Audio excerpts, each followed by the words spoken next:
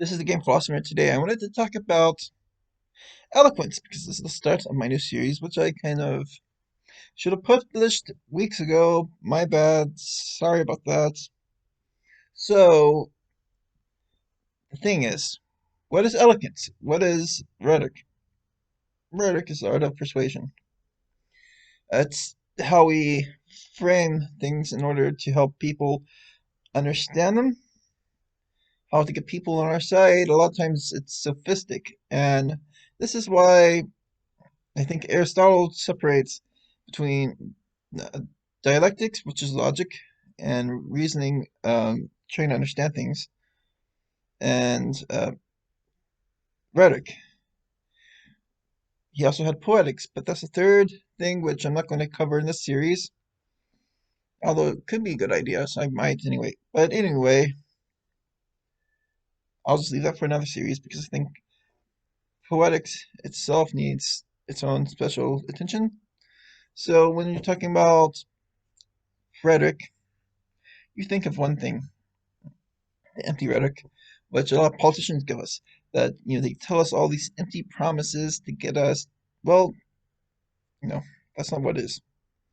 Rhetoric, simply speaking, is sophistry. Or it can be sophistry, whatever you want it to be, or it could be true things. Because the thing is, a lot of what we know about rhetoric comes from the Greeks and the Romans. Sometimes from the Arabs, like the medieval Arabs, and early modern English scholars. So the thing about rhetoric is you have several different factors, and a lot of it enters into the realm of speech making because a lot of times you're only persuading people in a speech and not so much in conversation, but this can be applied to both.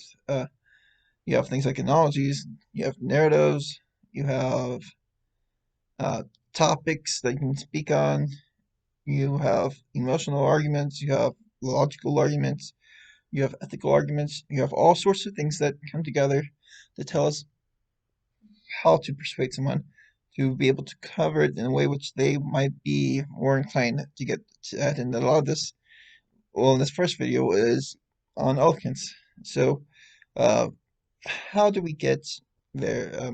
What's our goal? Our goal, of course, is not so much pure persuasion, but our goal is goodwill. Let's just put it at that because it's really hard to persuade your enemy or your adversary that you are right. I don't care what people say. For example, the president or the next president of the United States says that people will be united under him. Well, what does that mean? What does this unity mean? Doesn't mean that everyone will agree with him. It means that there's going to be goodwill. There's going to be goodwill amongst the people. They're going to trust each other, even if they disagree with each other. And that's pretty much what we have is goodwill.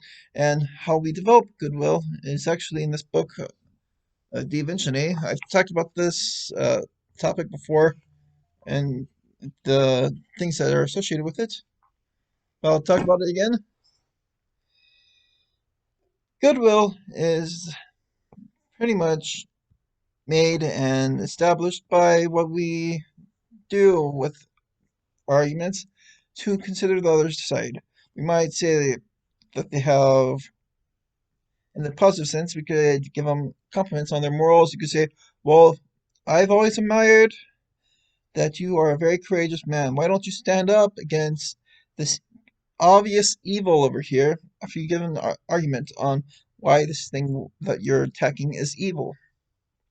Or you can even take from a dark perspective. You could even bully someone a little bit and mock them, ridicule them to make them look stupid in front of um, a whole entire audience. And that's not called persuading your opposition. That's called putting people against your opposition. You are making fun of them. This is something that's been very popular in politics in America since like the beginning. I think in Hamilton's time, uh, they called each other stuff like hermaphrodites and Creole uh, bastard or something like that. Let's see here. No, that could have just been the play. Yeah, I can't think of a lot of them. For example, Cicero himself, he called Mark Antony someone who would most likely look beautiful in what's suited to him, which was a woman's robe. It's these insults, these quick, witty insults, which humiliate your adversary, gets people on your side. Everyone's making fun of your adversary. He loses face. So there's two aspects of goodwill. You have saving face, losing face, and both are very good because you take, for example, someone itching their nose like this, uh, and say, "He just picked his nose. Gross. Look at him. He's like a kid."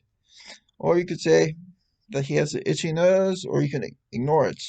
And what happens is that you take this whole entire notion of something that someone's done or that they're doing, and you're bringing it to light either in this mean way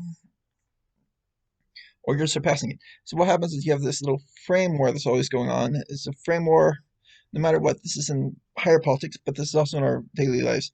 How we view or how we are viewed by others and how we view others is all the same. You could take a political election, you see this all the time. People framing their past actions. Presidents coming back in for re-election, they get attacked by their adversaries on something they did in the previous 4 years. New incoming guy, a lot of times this does not happen as much to him, except for in the primaries.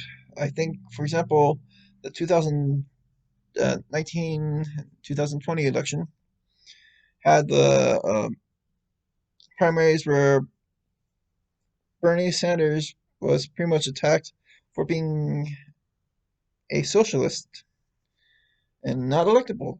Biden was attacked by Kamala Harris for being what she called a racist, uh, which I wonder how that kind of ended up changing behind the scenes because that would be interesting to see how they got back together and were cool uh, after all the rhetoric. Because I don't know if I would necessarily see myself getting along with someone who did that to attack my reputation like that. You have all sorts of examples that I can think of. In 2016, Trump would insult people. He'd give them names, and he kind of did in 2020, but that didn't work as well because he calls Joe Biden Sleeping Joe. What does that even mean? That's not even an insult. Um,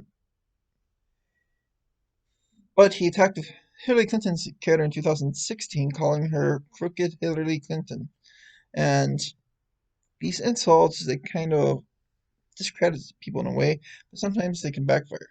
So you don't want to insult people so much, but they're a part of this topic, and I wanted to express them so that you could realize they're there and how to respond to them. And how you could respond to them is, of course, you could either reframe the insult and make it into a compliment, or you can ignore it and let it slide past and talk about your virtues and show the opposite of what your opponent's attacking within your everyday discussion. You cannot do that within a single speech, though. It's impossible. You can't do it in a single conversation. Well, you might be able to do it on a personal one-to-one level, but not in a big level. That won't get you far. And my phone is My stupid. apologies. I don't understand. I'm turning it off. So, yeah. Now, talking about getting people's goodwill, you consider their character. You consider why is it that you are talking about these things. And when you do that, you can move people. Moving people is important. A lot of times, people do not see eye to eye. So if you explain things, they might be more inclined to listen. You might even have something bad happen to yourself. You got to make it personal.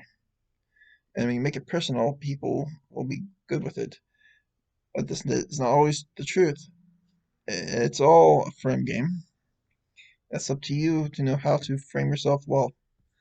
And so I want you to like, comment, subscribe, stay tuned for more videos because this rhetoric series will help you be able to frame yourself well, whether it's in personal communication and a big debate and your speech is even in a political campaign. Thanks for watching.